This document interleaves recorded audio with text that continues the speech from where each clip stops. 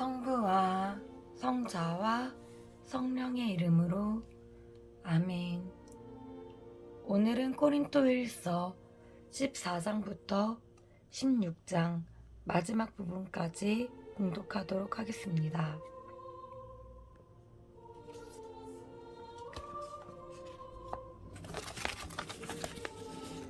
성서 안에서 우리를 친절히 만나주시는 아버지, 넘치는 성령의 빛으로 제 눈을 열어주시어 당신의 빛을 보게 하시고 제 귀를 열어주시어 당신의 말씀을 듣게 하시며 제 마음을 열어주시어 당신의 생명을 받아 안게 하소서.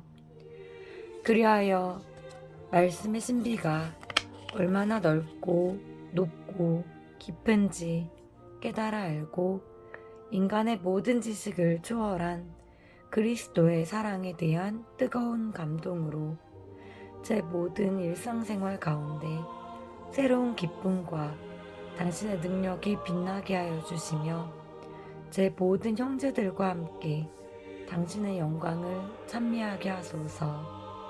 아멘. 고린도일서 14장.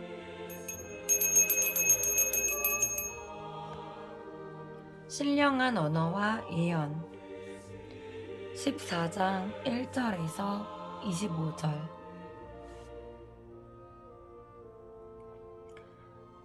사랑을 추구하십시오. 그리고 성령의 은사, 특히 예언을 구할 수 있는 은사를 열심히 구하십시오. 신령한 언어로 말하는 이는 사람들이 아니라 하느님께 말씀드립니다. 사람은 아무도 알아듣지 못하기 때문입니다. 그는 성령으로 신비를 말하는 것입니다. 그러나 예언하는 이는 사람들을 성장하게 하고 격려하고 위로하는 말을 합니다. 신령한 언어로 말하는 이는 자기를 성장하게 하지만 예언하는 이는 교회를 성장하게 합니다. 나는 여러분이 모두 신령한 언어로 말할 수 있기를 바랍니다. 그러나 그보다는 예언할 수 있기를 더 바랍니다. 누가 해석을 해주어 교회가 성장에 도움을 받는 경우가 아니면 예언하는 이가 신령한 언어로 말하는 이보다 더 훌륭합니다. 이제 형제 여러분, 내가 여러분에게 가서 신령한 언어로 말한다 한들 계시나 지식이나 예언이나 가르침을 주는 말을 하지 않으면 내가 여러분에게 무슨 소용이 있겠습니까?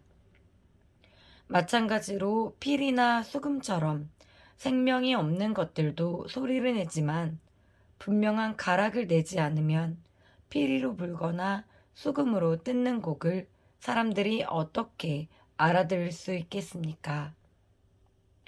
또 나팔이 확실하지 않은 소리를 내면 누가 전투 준비를 하겠습니까?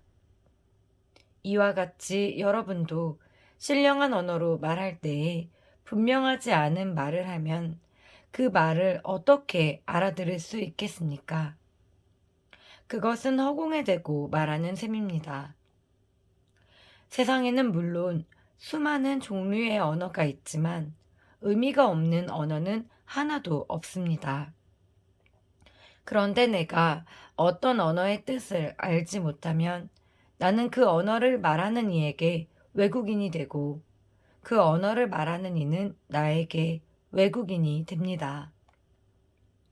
여러분도 마찬가지입니다. 여러분은 성령의 은사를 열심히 구하는 사람들이니 교회의 성장을 위하여 그것을 더욱 많이 받도록 애쓰십시오. 그러므로 신령한 언어로 말하는 이는 그것을 해석도 할 수 있도록 기도하십시오. 내가 신령한 언어로 기도하면 나의 영은 기도하지만 나의 이성은 아무런 수확이 없습니다. 그러면 어떻게 해야 하겠습니까? 나는 영으로 기도하면서 이성으로도 기도하겠습니다. 나는 영으로 찬양하면서 이성으로도 찬양하겠습니다.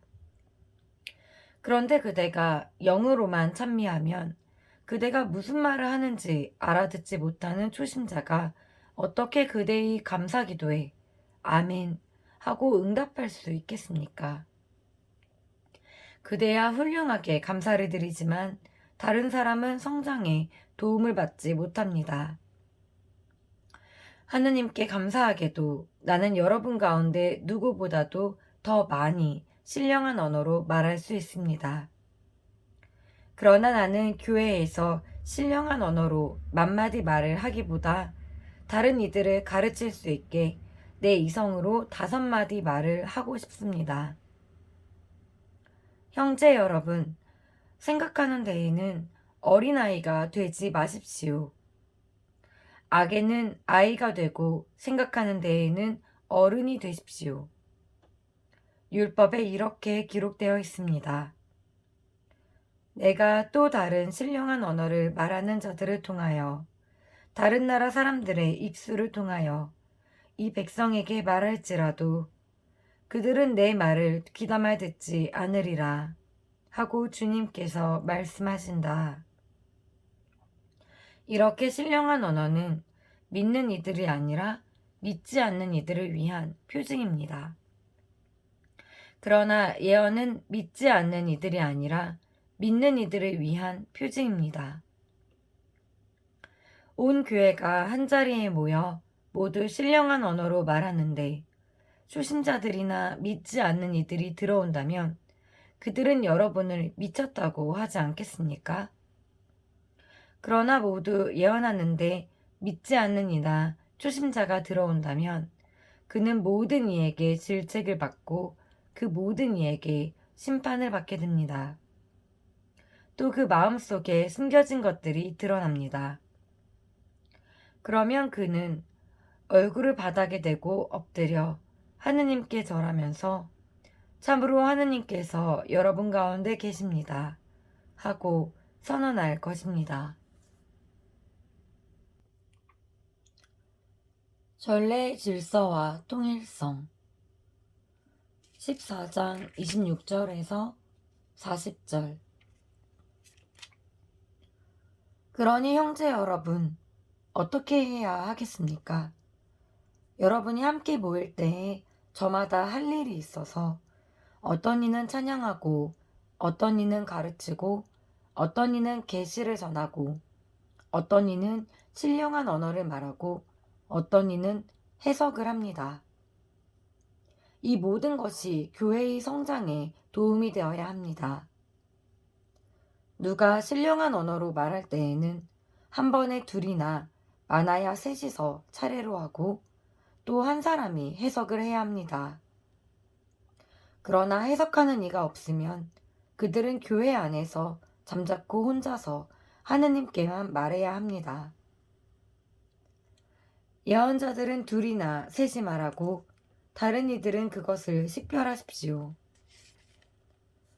그러나 그곳에 앉은 다른 이에게 계시가 내리면 먼저 말하던 사람은 잠자코 있어야 합니다. 이렇게 여러분 모두 한 사람씩 예언할 수 있습니다. 그러면 모든 사람이 배우고 또 모든 사람이 격려를 받게 됩니다. 예언자의 영은 예언자에게 복종해야 합니다. 하느님은 무질서의 하느님이 아니라 평화의 하느님이시기 때문입니다.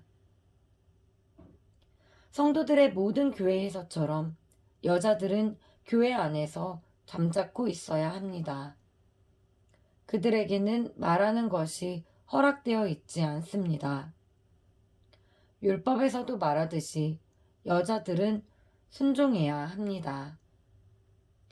배우고 싶은 것이 있으면 집에서 남편에게 물어보십시오. 여자가 교회에서 말하는 것은 부끄러운 일입니다. 하느님의 말씀이 여러분에게서 나오기라도 하였습니까?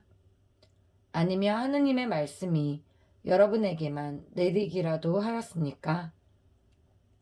누구든지 자기가 예언자거나 성령의 은사를 받은 사람이라고 생각하면 내가 여러분에게 써보내는 이 말이 주님의 계명임을 알아야 합니다.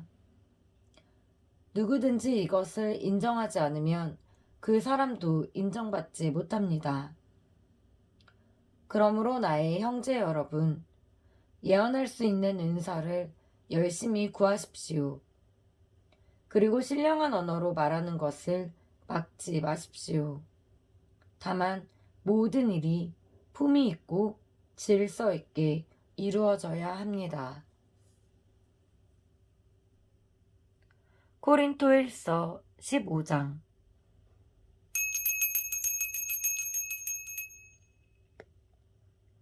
그리스도의 부활. 15장 1절에서 11절. 형제 여러분, 내가 이미 전한 복음을 여러분에게 상기시키고자 합니다. 여러분은 이 복음을 받아들여 그 안에 굳건히 서 있습니다. 내가 여러분에게 전한 이 복음 말씀을 굳게 지킨다면, 또 여러분이 헛되이 믿게 된 것이 아니라면 여러분은 이 복음으로 구원을 받습니다.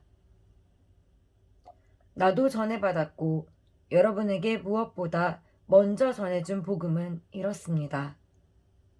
곧 그리스도께서는 성경 말씀대로 우리의 죄 때문에 돌아가시고 묻히셨으며 성경 말씀대로 사흘 날에 되살아나시어 케파에게 또 이어서 12사도에게 나타나셨습니다. 그 다음에는 한 번에 500명이 넘는 형제들에게 나타나셨는데 그 가운데 더러는 이미 세상을 떠났지만 대부분은 아직도 살아있습니다.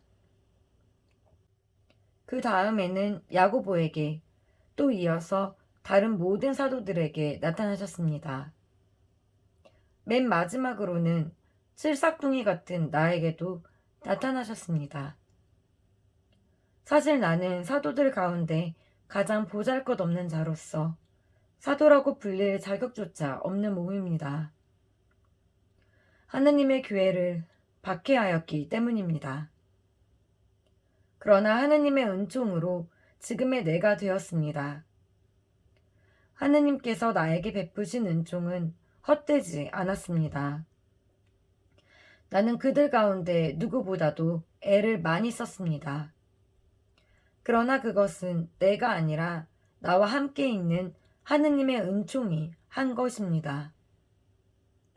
그리하여 나나 그들이나 우리 모두 이렇게 선포하고 있으며 여러분도 이렇게 믿게 되었습니다. 죽은 이들의 부활. 15장 12절에서 34절.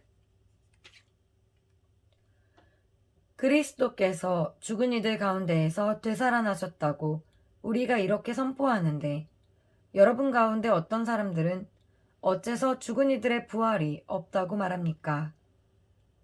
죽은 이들의 부활이 없다면 그리스도께서도 되살아나시지 않으셨을 것입니다.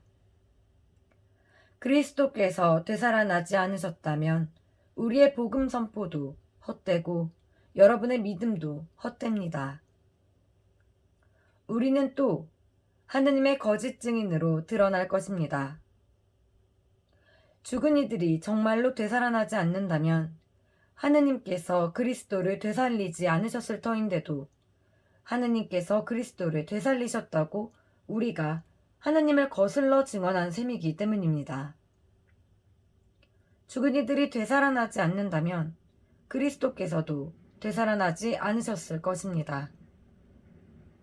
그리스도께서 되살아나지 않으셨다면 여러분의 믿음은 덧없고 여러분 자신은 아직도 여러분이 지은 죄 안에 있을 것입니다. 그리스도 안에서 잠든 이들도 멸망하였을 것입니다.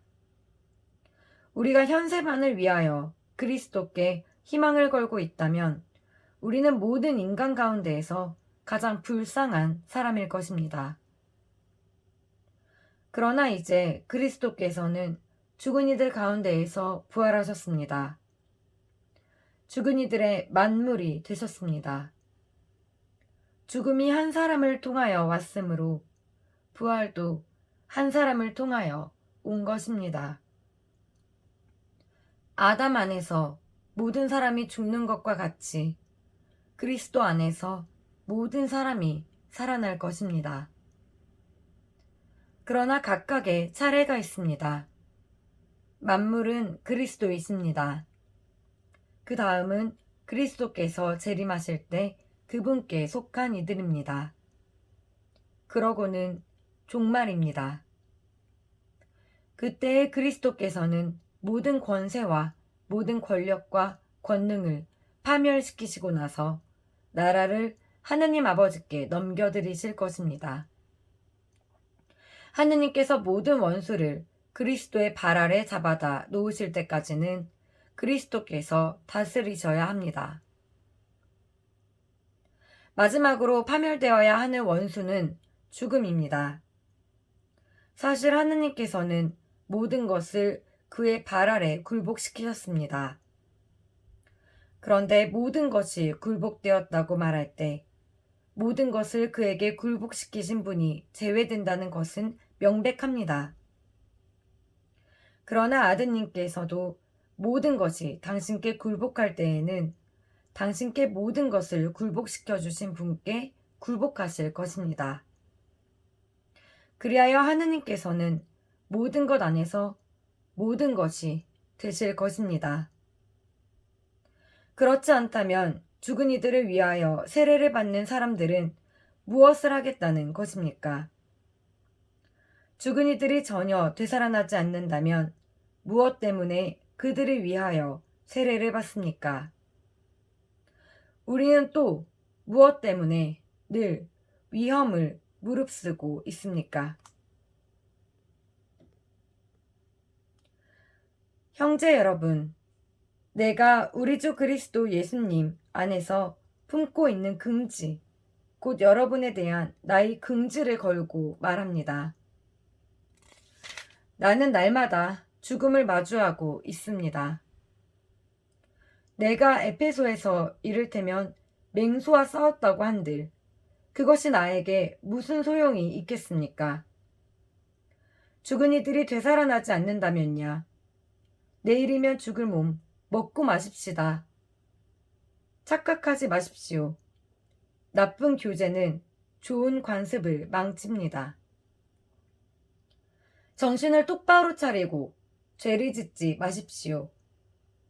하느님을 제대로 알지 못하는 이들이 덜어 있기 때문에 여러분을 부끄럽게 하려고 이 말을 하는 것입니다.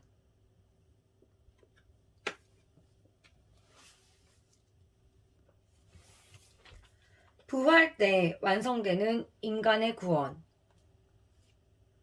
그러나 죽은 이들이 어떻게 되살아나는가, 그들이 어떤 몸으로 되돌아오는가 하고 묻는 이가 있을 수 있습니다.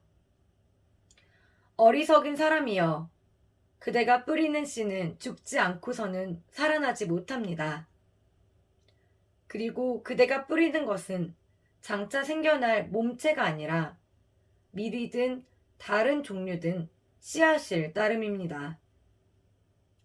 그러나 하느님께서는 당신이 원하시는 대로 그 씨앗에 몸체를 주십니다. 씨앗 하나하나에 고유한 몸체를 주시는 것입니다. 육체라고 다 같은 육체가 아닙니다. 사람의 육체가 다르고 집짐승의 육체가 다르고 날짐승의 육체가 다르고 물고기의 육체가 다릅니다. 하늘에 속한 몸체들도 있고 땅속에 속한 몸체들도 있습니다. 그러나 하늘에 속한 몸체들의 광채가 다르고 땅속에 속한 몸체들의 광채가 다릅니다. 태양의 광채가 다르고 달의 광채가 다르고 별들의 광채가 다릅니다. 별들은 또 그 광채로서 서로 구별됩니다. 죽은 이들의 부활도 이와 같습니다. 썩어 없어질 것으로 묻히지만 썩지 않는 것으로 되살아납니다. 비천한 것으로 묻히지만 영광스러운 것으로 되살아납니다. 약한 것으로 묻히지만 강한 것으로 되살아납니다. 물질적인 몸으로 묻히지만 영적인 몸으로 되살아납니다. 물질적인 몸이 있으면 영적인 몸도 있습니다. 성경에도 이렇게 기록되어 있습니다. 첫 인간 아담이 생명체가 되었다. 마지막 아담은 생명을 주는 영이 되셨습니다. 그러나 먼저 있었던 것은 영적인 것이 아니라 물질적인 것이었습니다. 영적인 것은 그 다음입니다. 첫 인간은 땅에서 나와 흙으로 된 사람입니다. 둘째 인간은 하늘에서 왔습니다. 흙으로 된 사람이 그러하면 흙으로 된 다른 사람들도 마찬가지입니다. 하늘에 속한 그분께서 그러하시면 하늘에 속한 다른 사람들도 마찬가지입니다. 우리가 흙으로 된 그 사람의 모습을 지녔듯이 하늘에 속한 그분의 모습도 지니게 될 것입니다. 형제 여러분, 내가 말하려는 것은 이렇습니다. 살과 피는 하느님의 나라를 물려받지 못하고 썩는 것은 썩지 않는 것을 물려받지 못합니다.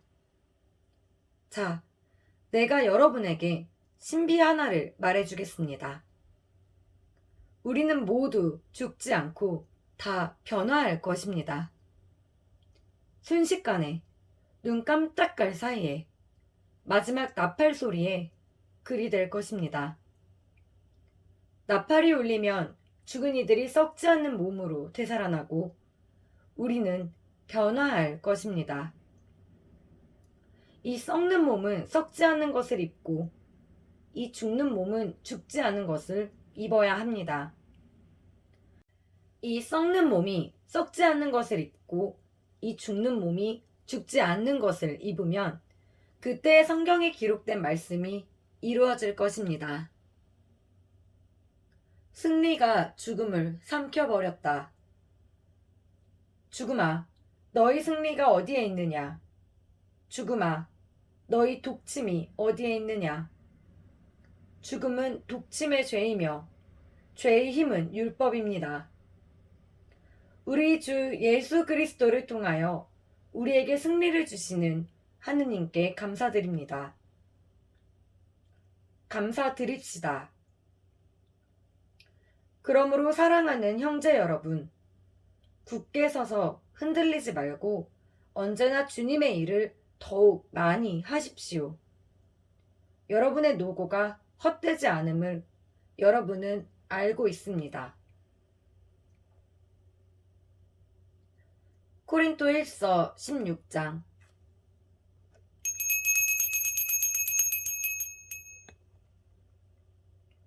예루살렘 교회를 위한 모금 16장 1절에서 12절.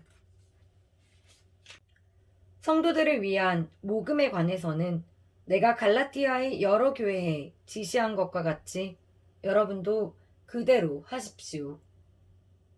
매주 첫날에 저마다 형편이 닿는 대로 얼마씩을 자기 집에 따로 모아두십시오. 그래서 내가 갔을 때에야 모금하는 일이 없게 하십시오. 내가 도착하면 여러분이 선정하는 이들을 보내면서 편지와 함께 여러분의 고마운 선물을 예루살렘으로 가져가게 하겠습니다.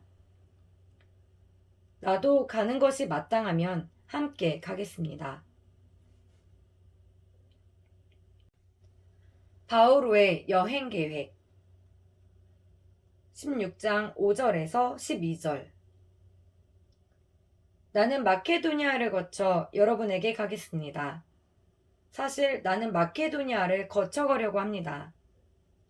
어쩌면 여러분과 함께 한동안 지내든가 아예 겨울을 나든가 하겠습니다. 그러면 내가 여러분의 도움을 받아 어디로든 떠날 수 있을 것입니다. 이번에 나는 그저 지나가는 길에 여러분을 보려는 것이 아닙니다. 주님께서 허락하시면 얼마 동안 여러분들과 함께 지내고 싶습니다.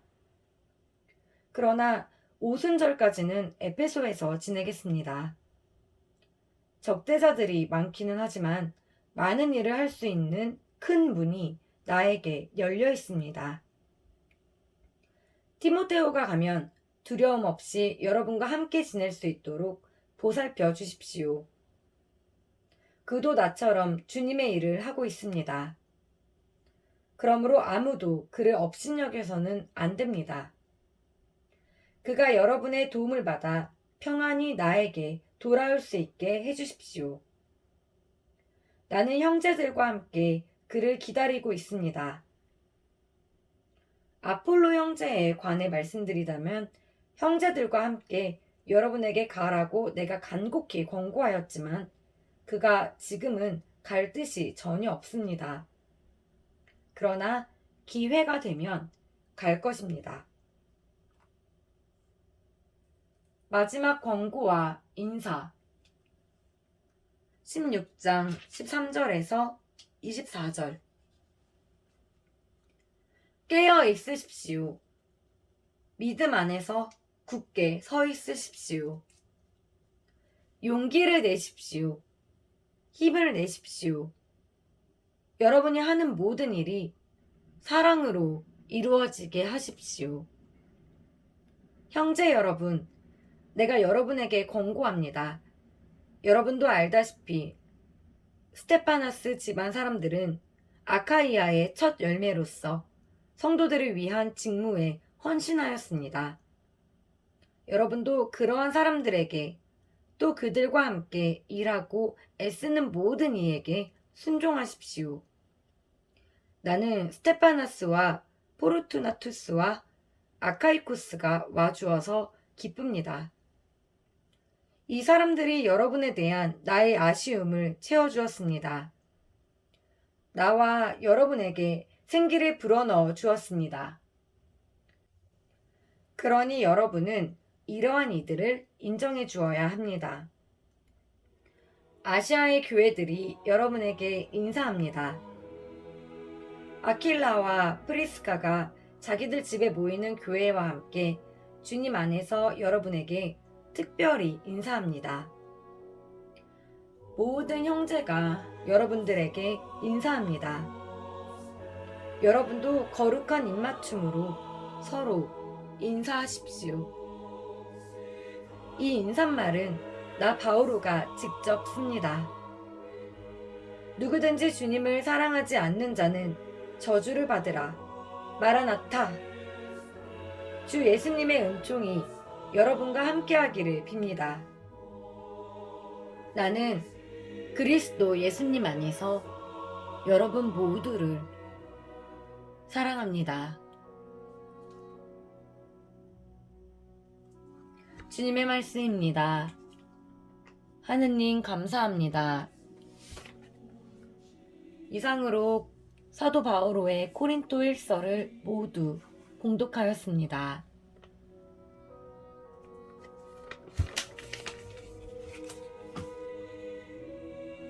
하늘과 땅을 지으신 하느님 아버지, 예수 그리스도를 우리에게 보내시어 당신을 우리의 아버지라 부르게 하시니 찬미 받으소서. 주께서는 살아있고 힘이 있는 성서의 말씀으로 우리에게 삶의 뜻을 깨우쳐 주시고 구원을 이루어 주시니 감사하나이다. 오늘 우리가 성서와 친숙한 삶을 통하여 구세주 예수 그리스도를 더욱 가까이 만나게 하시고 성서의 말씀을 우리의 삶으로 받아들이게 하소서. 우리 주 그리스도를 통하여 비나이다. 아멘. 성부와 성자와 성령의 이름으로 아멘.